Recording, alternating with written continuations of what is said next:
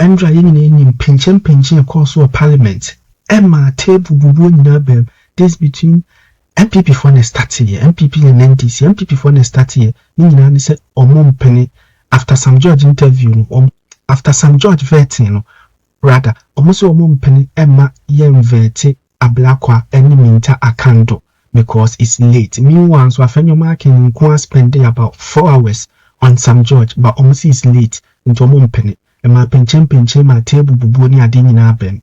Nona ede former MP for NDC, I friend Inusah Fuseini, at the other to say in an interview say the chairman of the committee, Bernard Ahiafo, our first deputy speaker, our NDC. He is a failure. Wafeli and said no was when we come on his authority for vetting Nasi. Understand that we have the Honorable Inusah Fuseini on the line. He's a former member of Parliament for Tamale Central. Honorable, good morning. Hello, Honorable. Okay, it doesn't look like we are getting through to the Honorable Inusah Fuseini now. Good morning, Honorable. Good morning. How are you? I'm doing well. Yourself? Well, you can't complain. I'm fine. We thank God for life. I mean, let's start with a space you are very familiar with. You served as member of Tamale Central for 4 terms, I recall, correct? 4 terms. You would have seen what transpired, I'm sure probably on television or maybe listening to it on radio, and I'm sure you had some personal worries yourself. How could the vetting process have degenerated into what we saw last night? Well, so first of all, I think that it's proper for us to say that yesterday was a very sad day in the history of this country, and particularly in our experimentation of democracy under the Fourth Republic. Very shameful, very terrible. I mean, we behave more like people who could not simply reason with each other. And I don't think that is what democracy is intended to achieve. The word consensus is used in that space a lot.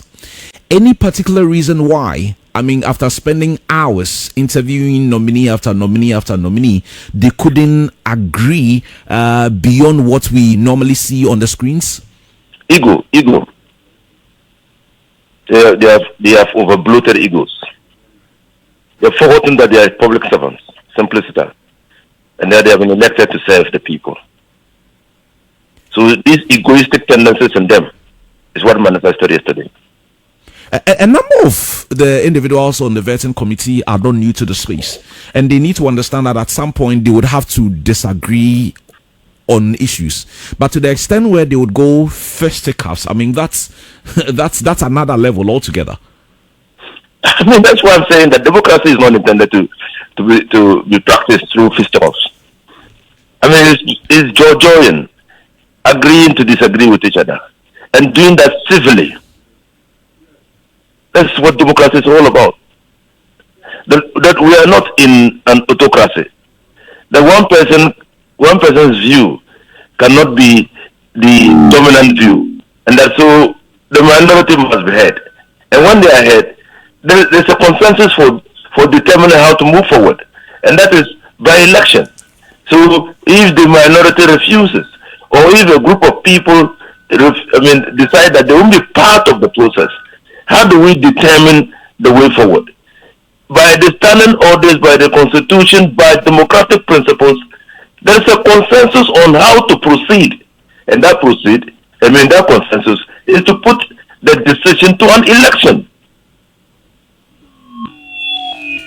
You may have left the space, but once a parliamentarian, you have all those experience. There's this talk of parliamentarians or parliament being a master of its own laws or its own rules. Any particular reason, and we've had a conversation this week, any particular reason why, for example, the ranking on the committee has, if you like, unlimited time when it comes to posing questions? There is no reason at all, and I have stated it again and again, that you cannot give the a member of parliament on the vetting committee unlimited time to carry out a mandate. You cannot. I mean, it's not in accordance with any democratic principle. Even in the European Parliament, where I have had opportunity to sit down as a member of the African, Caribbean and Pacific Joint Parliamentary Assembly, you are allocated time. And if you are unable to deal effectively with matters that you intend to deal with in that parliament, you'll be burned out. And that's all. So there is no convention or practice in a democracy that supports this autocratic tendency to give the ranking member of parliament unlimited time to ask questions. And even those questions are a matter of concern. The quality of those questions, the relevance of those questions have come out time and again for discussions. Needless waste of time. When you were there, did this ever come up? No. And that's why probably Parliament did not take steps to regulate the affairs of the vetting committee, because it never came up. All the the first deputy speakers who were part of the vetting processes, and that went to Parliament in 2006 through a by-election. In 2008, 2009, Do Ajaho was the second first deputy speaker, and he presided over the vetting or appointments committee. And never was there a time that Do Ajaho gave the ranking member of the appointments committee unlimited access, unlimited time to waste everybody's time. Never. How so do you deal with clearly, that? I don't see. I mean, when first deputy speaker Battels, or what is his name, from Cape Coast, on the NDC, Ebo Batinodru. Batinodru. Yeah. When he was, did you see this particular development? Did you see it? Not that I recall. No. And probably there is that age difference as well, because this parliament is made up of youthful members of parliament, so they can control their emotions. That's an interesting one. Another thing that has come up, and which you've also made a mention of, is the relevance of these questions.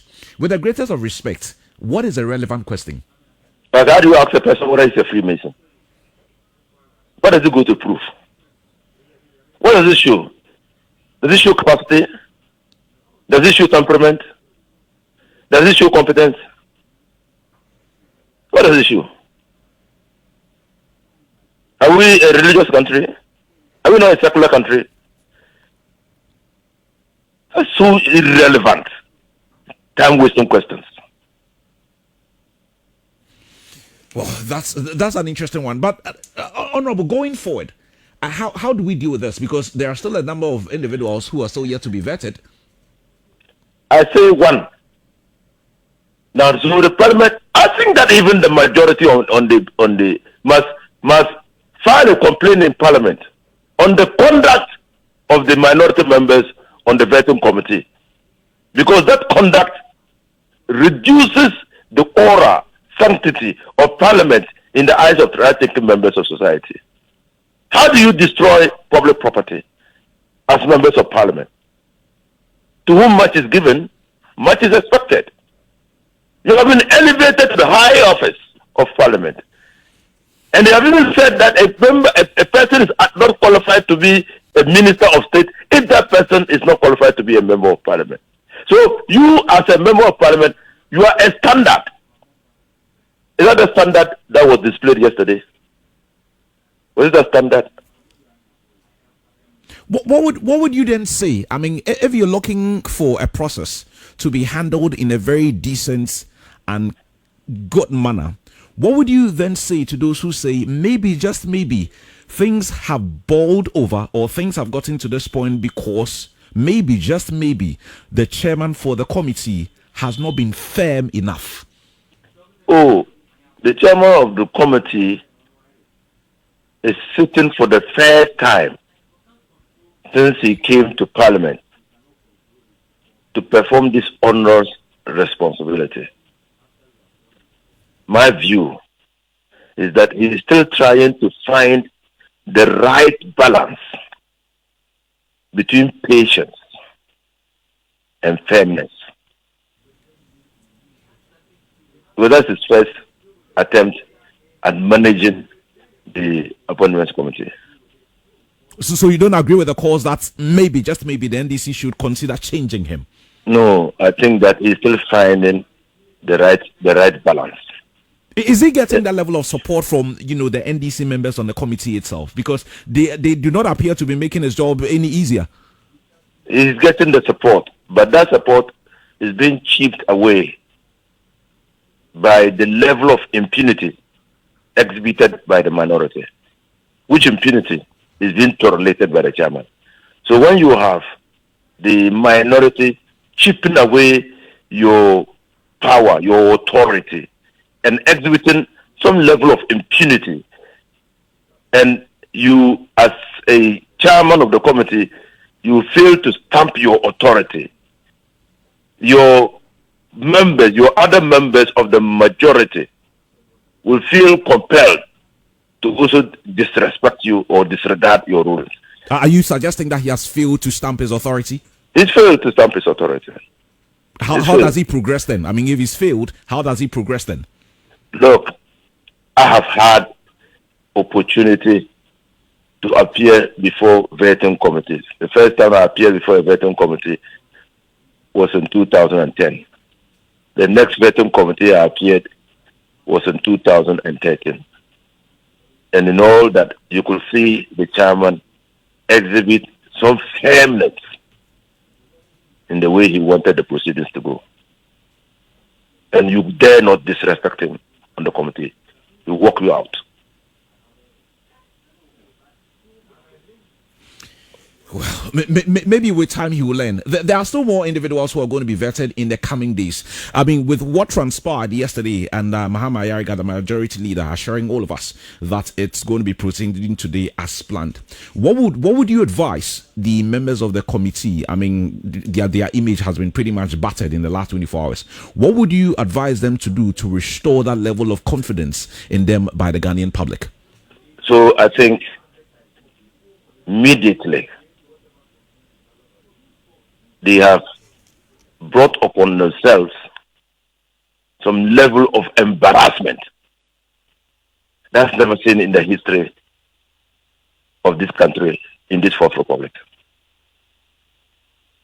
They need to remedy that as quickly as possible.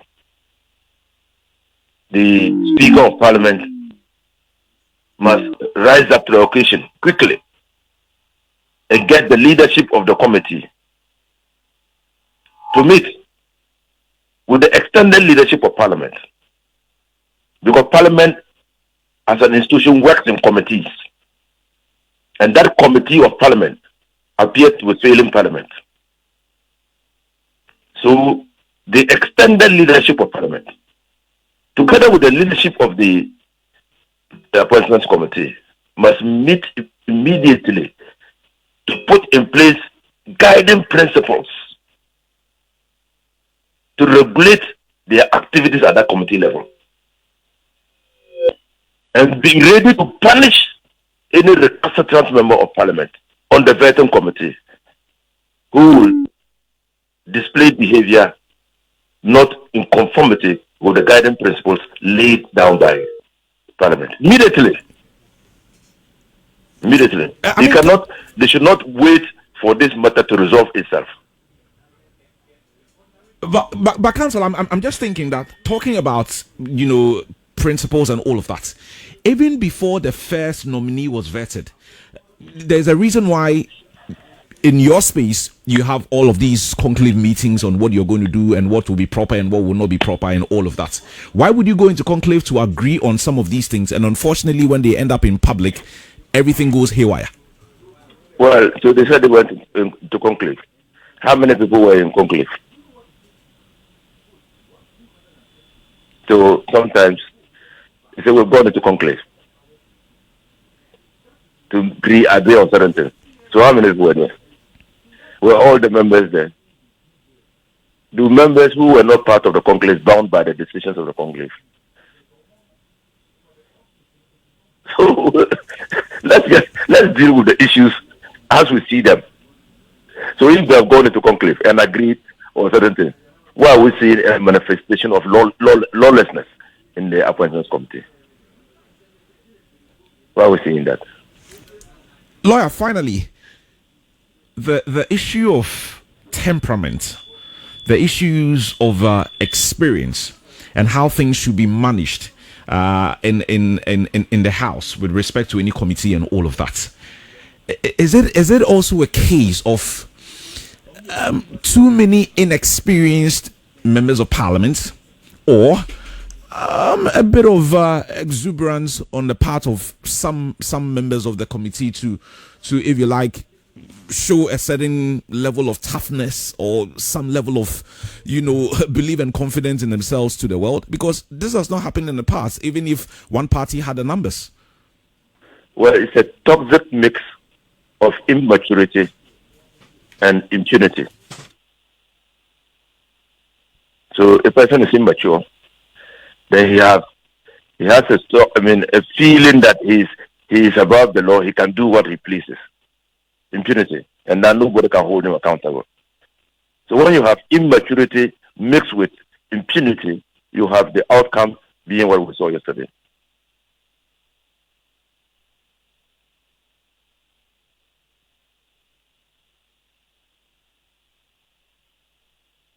Hello, lawyer. Yes. Yeah, I was saying that let's hope that today's proceedings will be a lot calmer and common sense will be. I just say that even if it means that they should break proceedings and convene the leadership of Parliament together with the leadership of the Appointments Committee to put in place some semblance of guiding principles, because our regulations, they need to develop them. For the committee to reconvene and sit, taking into consideration the guiding principles laid, that will be better for them. Otherwise, we'll see a repeat of what is happening. Well, lawyer, we'll see what happens. Thank you so much for your time this morning. We appreciate you making time to speak to us.